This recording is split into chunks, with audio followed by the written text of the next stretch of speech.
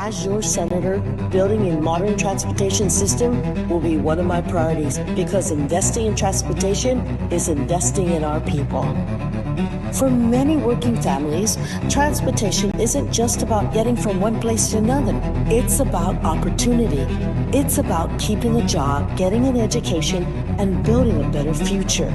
A strong economy depends on a strong middle class, and a strong middle class depends on having the tools people need to succeed. That's why transportation matters.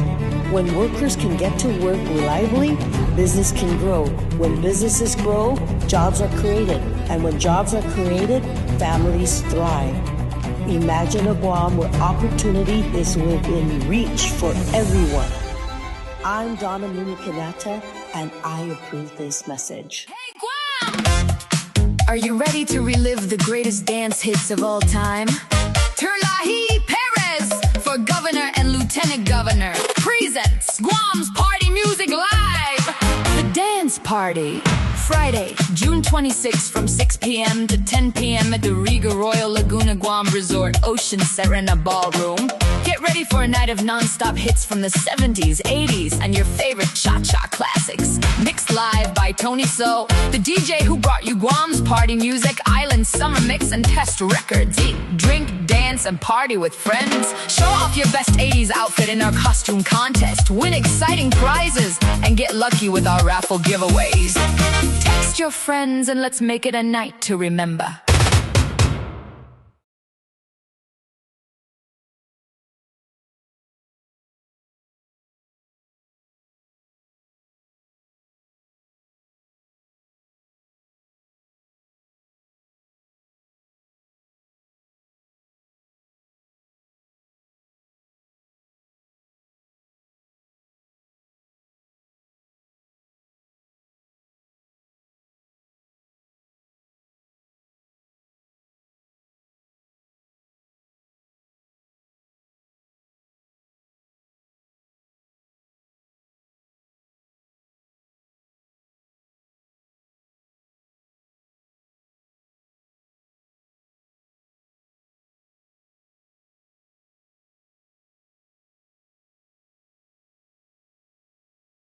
Test. Sorry, I forgot to reset the microphone. I do that every now and then. What I was saying was, and I can repeat it because it wasn't that much. I don't know how you feel about this, and this is my personal sense of things, and it's based on my observation and personal experience over the past several years. And it's not the entire government of Guam, but portions of the government. Certain agencies, certain directors, certain bureaucrats, right, have taken liberties with the law, have just ignored the law, whether it was in just completely ignoring a Freedom of Information Act request for documents, which during my time in the government, you just did not, like, you could not simply ignore a FOIA. That was just not something you would do. Matter of fact, my time in the government, if you got a FOIA, it was a signal that you failed as an agency to provide information timely, because the only reason anybody should be asking you for something on paper is because you refused or you failed to provide it when it was requested of you on the phone or by email or something like that, right? Certainly times have changed and transparency has become opacity. But there's also the issue of the law, and many times, and more over the past several years, the people in the administration have just flaunted the law. Not everyone. This just only applies to, but it's becoming more widespread, right? And recently, somebody who is in an agency who is, according to him, is experiencing a toxic work environment or hostile work environment. Asked me, what he should do. And, my standard answer would be to file a grievance, file a complaint, go through the process, right? It's my standard answer to anybody in the government or wherever, right? You go through the process, you do the thing that's going to put you on the path to getting some type of justice. But this time I didn't say that. This time, what I said was, You know, friend, there's just 6 months left in this administration. Just wait them out. Wait them out. And it's because I don't have much confidence that the law will be followed. And that's a sad state of affairs. If that's true, this is my personal opinion. Maybe you feel the same way. Maybe I'm wrong. But I mean, I know that I'm not wrong when it has come to those times when administration officials have just straight up not answered a FOIA within the time limit prescribed by the law, or refused to disclose documents upon demand of inspection. I know that the law has been broken based on my personal experience, and it seems more and more like following the law is not a thing anymore in the government, at least in many portions of the government. And I bring this up because I was surprised about something, and this is the purpose of tonight's show. I haven't done the written story yet, but I did prepare the research prior to coming onto the show, so I decided, okay, just break the news on this show.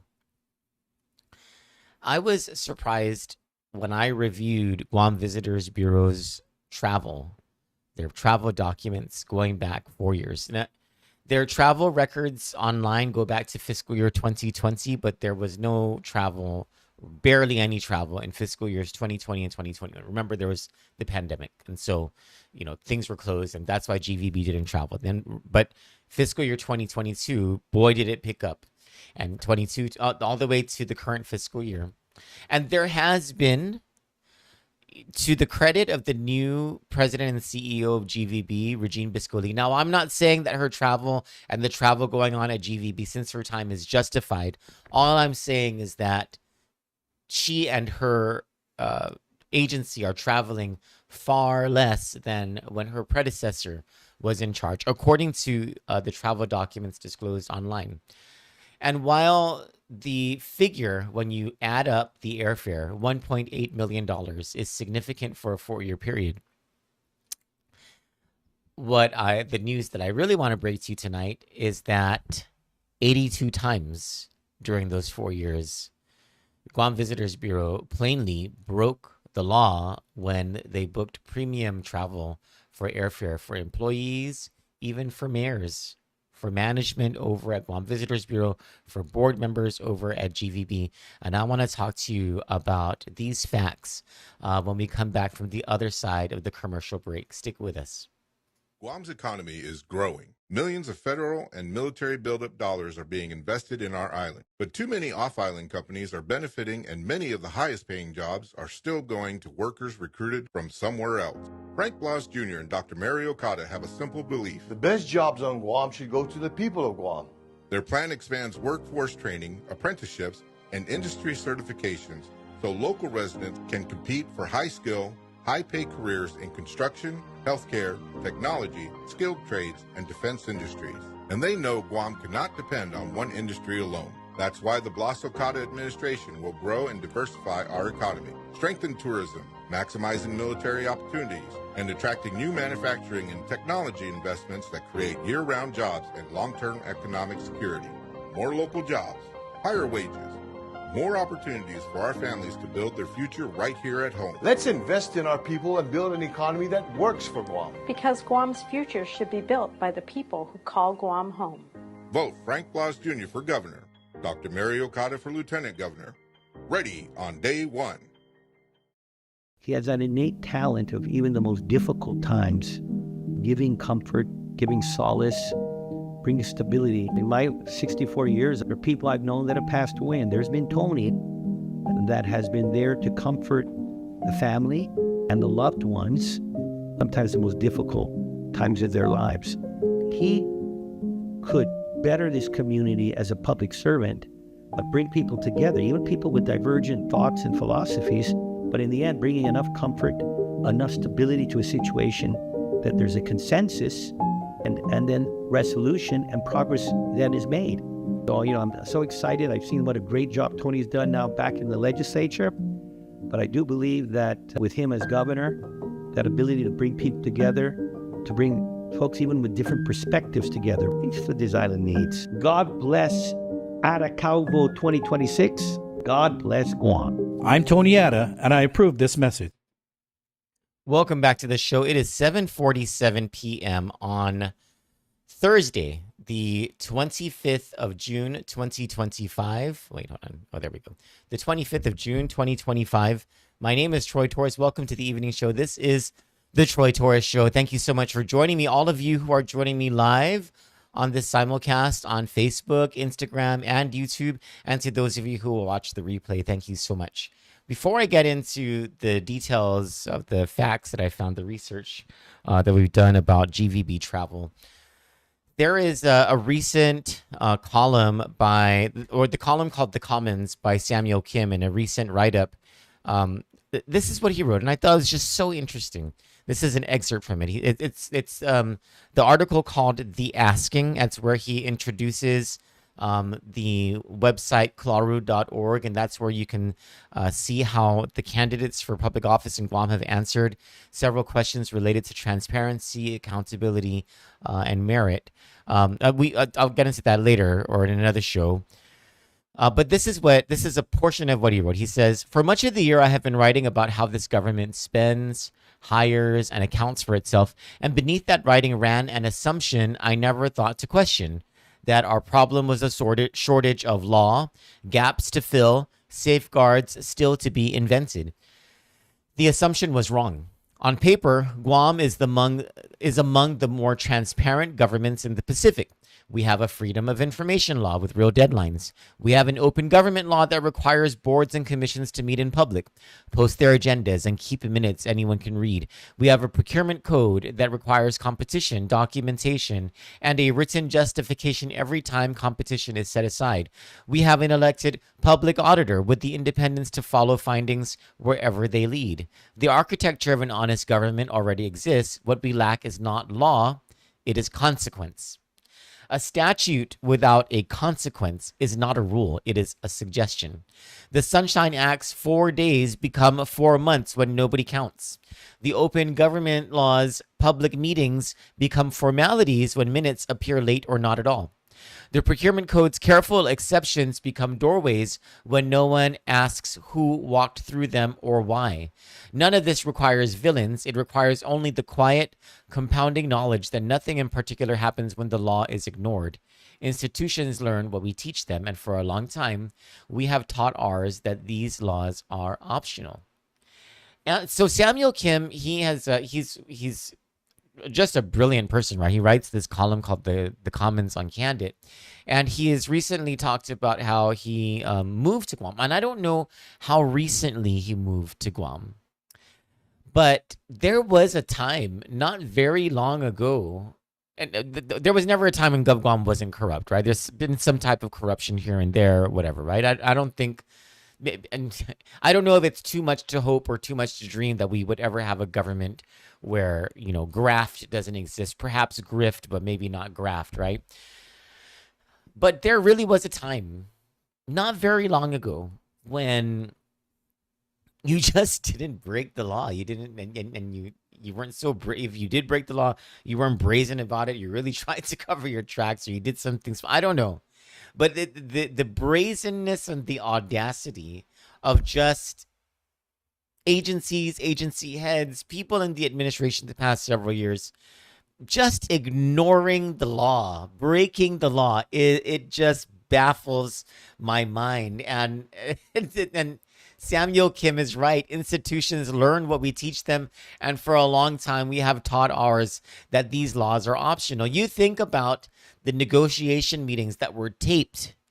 The government taped these meetings. This is in the Cortec Simon Sanchez High School development negotiations. The government knew that there was that the meetings were being recorded, knew that within a certain time frame, those recordings would be posted online and will become public records. And the things that were said in those negotiations, they knew that they were being recorded. They knew these were public records. And they still went about ignoring the laws throughout their conversations, just complete ignoring of the laws, of the procurement code, There might even be, I mean, allegedly campaign finance law or campaign finance laws that are broken. I mean, it's just, it's the audacity of it, right? And so I don't know why I was so surprised when I looked at GVB's travel records. And maybe it's because of the number of times. Was nobody flagging any of this?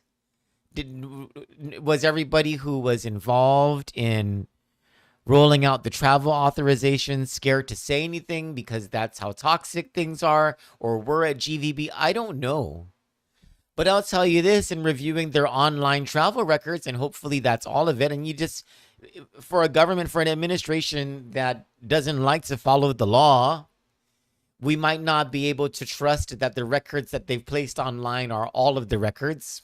But let's just assume that they are all of the records.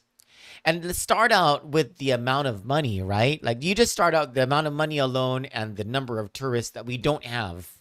How tourism has not recovered in any sort of substantial way, especially in any sort of way that GVB has been promising the past several years. Oh, you make this appropriation, legislature, give us this amount of money. We'll give this money to here, here, and here. We'll do this and this with this money, and we're going to get the tourists, and they're going to come and they're going to spend. Or if we use the tourist attraction fund to invest in this contract and this marketing firm and this Christmas lighting thing and all of this travel that we're going to do, we're going to get the tourists to come in because we're doing something new. We have a plan and we're doing something new. Or, you know, this is the reason why we're traveling, and we're bringing these people to Japan and to Korea, Taiwan, the Philippines, Australia, all these Singapore, Malaysia, Las Vegas, Florida, all these different places that GVB has over the past several years had an excuse to all of us for why they were spending all of this money on all of this travel. And the return on the investment has been, look at it. Just look at Tuman. Just look at the hotels that were. Just look at the empty storefronts and the jobs that were. Just consider your relatives and your friends and people who you used to see working and making a living, no longer here because they're in the States. Maybe they're in the Philippines or Japan. Maybe they moved to the CNMI, but they ain't here. Thousands of our people. And this is the proof that GVB has continued to fail. And as they have continued to fail over the years in making excuses, quarter after quarter after quarter, and promise after promise, you do the tally of their travel between fiscal years 2022 and the second quarter of fiscal year 2026, they've spent $1,816,910.94 on airfare. Now tell me, based on everything you know about tourism, the cut hours, the closed shops, the hotels that no longer are operating, the other hotels that are operating but are operating as barracks for the military buildup, how empty Tuman is, for crying out loud, DFS left Guam after 55 years. Everything else that has closed, how empty Tuman is, and the state of the economy, the number of jobs that are no more. And tell me whether $1.8 million of public funds spent on travel alone was worth it. Because a reasonable and objective person would say, no, that was a big waste of money. And why are we even sending people to Las Vegas, to Florida, Malaysia several times, Singapore several times, the Philippines? Why are we sending GVB to the Philippines, a place where the source market, the Filipino people, are not able to travel freely into Guam? You have to go through a long visa process. It's not even a market that's open to us. Why do we continue to spend public money to go into a market that is not open to coming into Guam? And how many times do we go to Japan and Korea, and what are we getting out of it? What are we doing over there? But that's not what boggles my mind the most. The amount of money, the no return on investment, right? There's all like, who are these people who are going? And this is even like outside of the whole conversation about what Jane Doe has alleged happens on these trips. Based on the public documents that are available, GVB employees, managers, mayors of this island who should know better have traveled on premium airfare. And just in case it wasn't clear, because it should be absolutely clear to anybody who is clearing TAs over at GVB, in case it's not clear to people who might be watching this, it is not legal, it is not proper to use public funds to pay for premium airfare in the government of Guam. It's against the travel policy. And I made sure of this by asking, because I thought, okay, maybe GVB has a separate travel policy from the rest of the government of Guam. So I FOIA'd the documents. So can you send me your travel policy and any changes to the travel policy? They sent me the Department of Administration Personnel Rules and Regulations and Travel Policy. It's the same travel policy.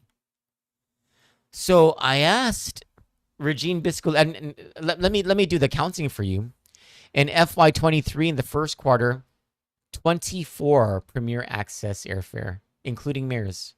In fiscal 23, second quarter, 16 Premier Access, including mayors. Fourth quarter of fiscal year 23, 6 Premier Plus. Third quarter of fiscal year 2024, 3 Premium Economy. Fourth quarter of fiscal year 24, 15 Premium Plus, including a mayor. And then first and second quarters of fiscal year 25, 5 Premium Economy and 3 Premium Economy. Third and fourth quarter in fiscal year 25. This one is I need to check whether this can be considered as a premium airfare, but it's Economy Plus, and there are 10 of those. And that was during the time of Regine Biscoe. Everything before that is during the time of Carl Gutierrez. So I'm not new to doing these travel stories. In the CNMI, we did a significant amount of investigative reporting into travel, because it dealt with illegal premium fare travel that former Governor Ralph Torres had taken. He was even impeached by the House of Representatives for this, and he was nearly convicted. Politics, right? And he was not indicted. They don't have indictments there. He was charged with crimes involving premium first class travel. And so I'm familiar with what their laws say, and I'm familiar with what our laws say. And in the CNMI, there is an exception. You can fly business class or first class or whatever if, when you went to book the travel, there was no other option. All of the economy was taken, all of the Economy Plus, then you can do the premium travel, right? You go up. That's not the case in Guam. It doesn't say like, oh, if there's no economy available or if there's no non-premium fare available, go ahead and book the premium fare. You're to know.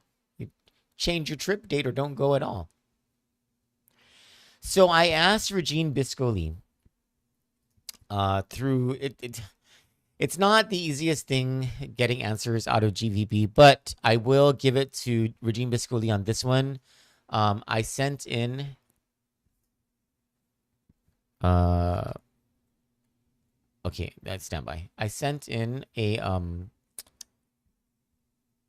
hello? Can you guys hear me? Oh gosh. I don't know if you guys can hear me. The thing got stuck because I was a phone call came in. Anyway, if you can hear me, hold on. Let me see if I can hear myself in this. Are you guys able to hear me? I'm so sorry. Can you guys let me know in the comments if you're able to hear what I'm saying? Because the thing is not moving. Yes, Millie, thank you. I appreciate it. Okay, so I'll just keep talking even though my face looks very ugly, frozen right there. Let me see if I can fix that. Hold on 1 second. Hold on. Let me just try this out. No, it's not working. Hold on. Let me, son of a gun.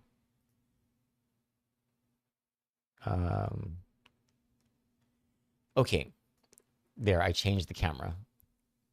All right, so hold on. What was I talking about? Oh, okay. So to Regine Biscoli's credit, I sent in an email and she responded within, she responded 5 hours later, which is,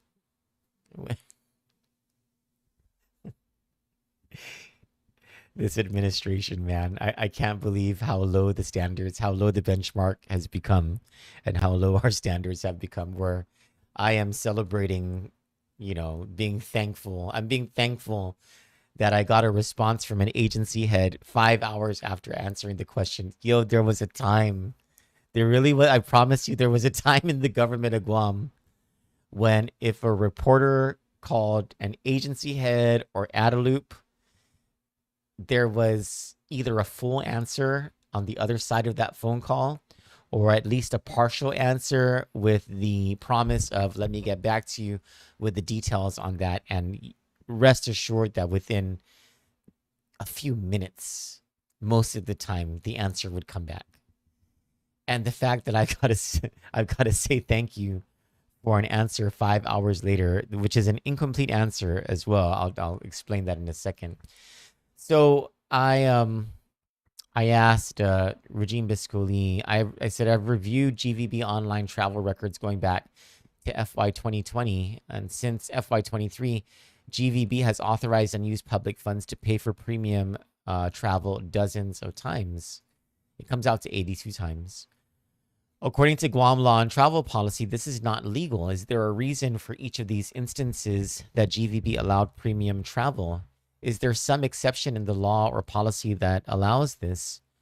And Regine Biscoli, whoever at GVB responds and says, please see response below from Miss Regine Biscoli, GVB president and CEO. And this is her response, okay? Let me know if this makes sense to you. The travel authorizations and records referenced from past fiscal years were executed under a previous policy. At the time of its implementation, that previous policy was established after receiving legal advice. When I began my tenure as GVB president and CEO, I reviewed this policy and made changes. This is no longer the policy of GVB, and the Bureau remains fully committed to fiscal responsibility. Now, if that sounded off to you, it's because it's unclear. And something else that's unclear and that does not match the record here is that they're talking about a change in a policy.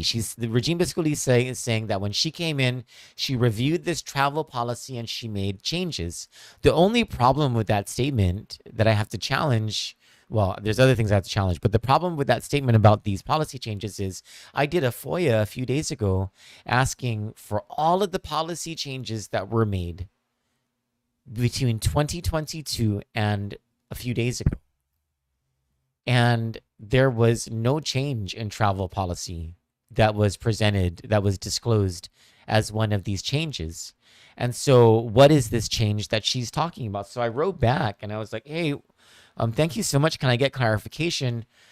Was the previous policy something written somewhere?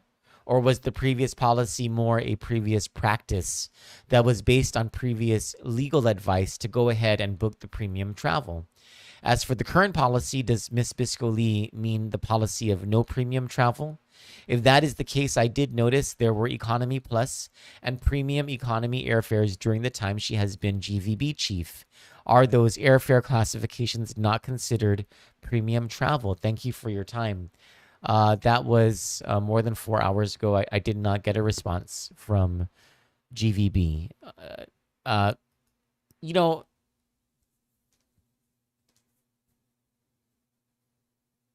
I can't remember all of it, right? I just remember that from the beginning of the administration, there's been all this flirting with the edges of the law. Remember at the beginning of COVID, when the contracts first started coming out, the sole source contracts, there was all that mayhem, right? And some people remember the scandal of the 19th floor and all this different stuff, right? Yeah, the cronyism has always been real with this administration, and it's always been unabashed. And then more things just started to happen. And at a certain point, my opinion is, I think we all kind of just got used to that this is the new normal for us in Guam, that the government, as long as whoever is in power has that it might makes right, according to, I suppose, this new government, or this government that's been in place over the past several years, where if they're doing it, it's not illegal.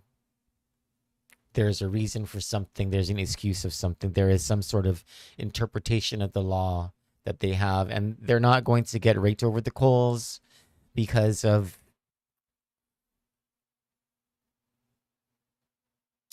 some newsrooms are, just understaffed, not enough reporters. Sometimes I think there is a thought that, maybe one of the newsrooms, a company owing transactions to the administration, has pledged its allegiance and its loyalty, and so they never go after these hard issues. When these things come up, there are no questions, or we just sort of let it go after an answer is given. But right in front of our eyes, laws being violated, bid splitting, double payments beyond the contractual amounts, cemeteries not being cleaned, but contractors connected to Adelup being paid for it. Bidders who have only been around for 1 or 2 years, somehow outdoing legacy companies that have a track record of producing and providing to standards of excellence. A travel policy not being followed 82 different times over a 4-year period. Premium travel prohibitions being broken. This is according to their own documents.